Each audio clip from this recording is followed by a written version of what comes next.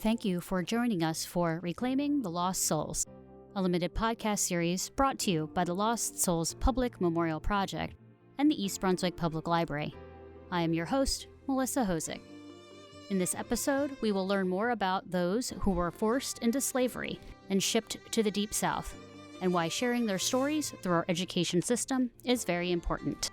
If you have not yet listened to our first episode, we would recommend doing so, as it will give you some continuity and context. Just scroll back in your feed or click on the link in our show notes. Now, enjoy the show. I am joined by Kristal Langford, who is the public historian and curriculum developer of the Lost Souls Public Memorial Project. Thank you for joining us, Kristal. Thank you for having me. How did you become involved in the project? The Lost Souls Public Memorial Project, we're actually looking for someone to develop educational materials that would actually appeal to all audiences. I'm the doctoral student at Rutgers. My former professor, Dr. Dan Beatty, he actually forwarded this flyer to my dissertation chair, Dr. Ben Justice, who conducted a writing group that I was a part of. I remember reading the flyer and reaching out to Ben and telling him that I think I can do this. And he actually affirmed. He's like, yeah, I think you can. You should go ahead and submit your application. So I submitted my CV and I was selected to steer the educational aspect of the project. Like you and many others, I was unaware about this local history and on a larger scale, New Jersey history. With New Jersey, we tend to sweep our history under the rug when it comes to its involvement in enslavement or the slave industry. In order for me to develop the curriculum, I needed to engross myself in this history. When I initially came on, I only came on as a curriculum developer. Because of my knowledge about the history, I became the public historian. As it would play out, my own doctoral research, Rutgers, is a historical one. So I use the skill set that I acquired as a doctoral student and apply it in my research for the Lost Souls. And I'm not claiming that I was the one who discovered this. I was just continuing the narrative that others presented, like James Gicatino, who's also a historian, Calvin Schermerhorn, among many others who began this narrative talking about Van Wickle and the slave ring in particular. However, unlike my predecessors, I came in telling the story from a different lens. In episode 1, we learned about how forced slavery began here in New Jersey legally in the 1800s. Can you tell us more about the 137 souls that were lost? I can actually answer this question in two ways when we're talking about the lost souls and in terms of how we come to define them. The first way actually to define the lost souls, they were individuals, human beings whose hopes and dreams of freedom, perhaps for themselves, but definitely for their children, exchanged for as little as $150. So the lost souls did not choose to do this on their own. In many cases that they were coerced. To answer that question in terms of a lot of people really want to know who were they? Who were they? So the second way I define the lost souls is that it's actually in the context of community. They were at least 137. I say at least because we're still looking for some that may have been sold south.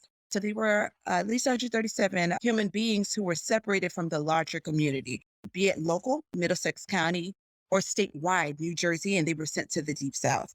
These individuals were mothers, they were fathers, they were brothers, sisters, who experienced the same things that we experience. I mean, besides family separation, in some instances, you may have some families here in the state of New Jersey that are experiencing that now, but they experienced the same things that we're experiencing: the birth of someone, the transitioning of a loved one through death, the joining of families through marriage and birthdays of children. I also think about the lost souls. I conceptualize them in this way, thinking about the milestones. If you have an infant, birth to 12 months, introducing to solid foods, that excitement that you get, seeing your baby taking their first steps or saying their first words. And although they did this on a slide, stealthily, learning how to read, showing their parents new tricks. When I think about the lost souls, this is what I think about. The things that we take for granted. This is what was stolen from them. This is what was lost. When we're talking about the lost souls, we're not just focused on the physical aspect of removal, but lost memories that were created and memories that were to be created that were lost. So that's how I define it. I define it in those two ways.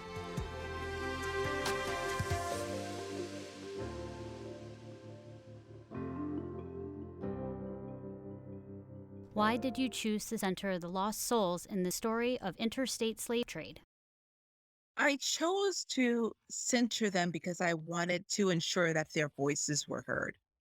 And what I mean by that is that when we're looking at historians who are writing histories about enslavement, they talk about the things that happened to enslaved people as opposed to the ways in which enslaved people made their presence known and resisted or rejected what was actually happening to them. So when I approached this work, I wanted to make sure that this was key, the act of resistance, them groaning, telling court collectors, hey, listen, I was kidnapped. I was brought here against my will. All of these little pieces, tidbits are in the historical records, but it's not documented that way. So I just wanted to make sure. Black history is often written as it's a forgotten history or an erased history, some aspects of it. The case of the lost souls, it wasn't necessarily an erased history per se or forgotten history, but it was more so an uncovered history.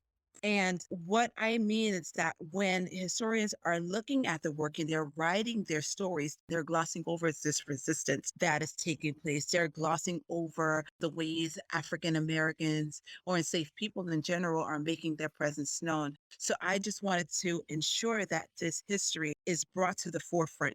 How do we differentiate between an uncovered history versus an erased history? Is that, well, let me just put it in concrete terms. When we're looking at Van Wickle, that history, we're attempting to erase that history. We're attempting to erase his misdeeds. We want to just put out the good things that he's done. Oh, he was a judge in Middlesex County. That's a good thing. That's an honorable thing. However, this thing that he did that he didn't want people to know, okay, well, let's go ahead and erase that. And as a result, it's forgotten in our memories, as opposed to this history that was actually never brought to the forefront. So bringing this to the forefront, we're uncovering these stories. And I think it's great actually for education, for students to actually pay attention to signs in their community, roads, street signs, names of buildings, and start thinking about who these people were and what were their deeds. And are we erasing this history? And the people that, if they did oppress anyone, are we overlooking their story? So that's why I actually chose to center the lost souls. These stories were clearly hidden from our educational system in my generation. What implications does this now have for the education of our youth? So the implication is that it becomes a more complete narrative of America. It's not a revisionist history, but a more accurate history. Telling the lost souls and other stories of enslavement in New Jersey allows for the telling of the story of America from multiple perspectives. Will it be all roses? No. So there's beauty in it in terms of telling this story. So we can see how democracy is moving forward through this push. There's this wrong that's taken place, and you have individuals fighting against this wrong. So if you're in an oppressed group or a marginalized group, you're experiencing oppression and pushing that back and bringing that to light so that others learn about it, others see it, and then laws, they change the ways of doing things in order to make America what it was intended to become. I will be linking all of your educational materials and resources you've developed for the Lost Souls in the show notes. Kristal, thank you for helping us on this journey to recover the lost souls. Thank you for having me.